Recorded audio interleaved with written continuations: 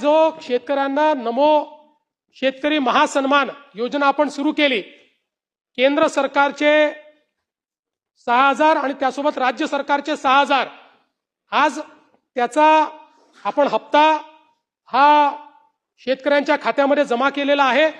आजच दुपारी माननीय उपमुख्यमंत्री शिंदे साहेब, माननीय उपमुख्यमंत्री सुनेत्राताई, कृषी मंत्री, कृषी राज्यमंत्री यांच्या उपस्थितीमध्ये 90 लाख शेतकऱ्यांच्या खात्यामध्ये त्या ठिकाणी 1800 कोटी रुपये हे आपण जमा केलेले आहेत।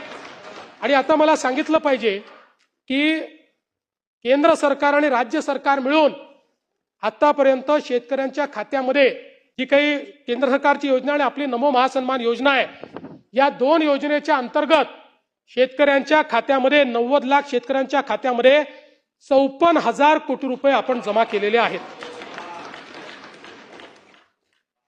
आमचे माननीय सुधीर भाऊ हे सातत्याने धानाच्या बोनसच्या संदर्भात त्या ठिकाणी आग्रही आहेत। सुधीर भाऊ, मी आपल्याला एवढं सांगतो, तत्वतः धानाला बोनस द्यायला आमची मान्यता आहे।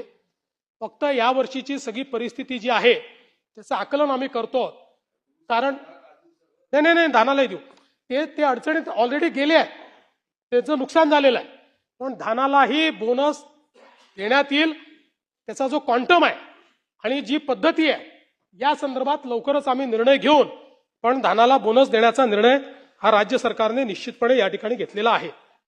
विषयांचं पत्र दिलं तर बैठक नक्की लावू। बाकी मी आपल्या एक लक्षात आणून देतो की आपण टीओडीचा उल्लेख केला, ग्रीड सपोर्ट चार्जचा उल्लेख केला, या सगळ्या गोष्टी ज्या करण्यात आलेल्या आहेत त्या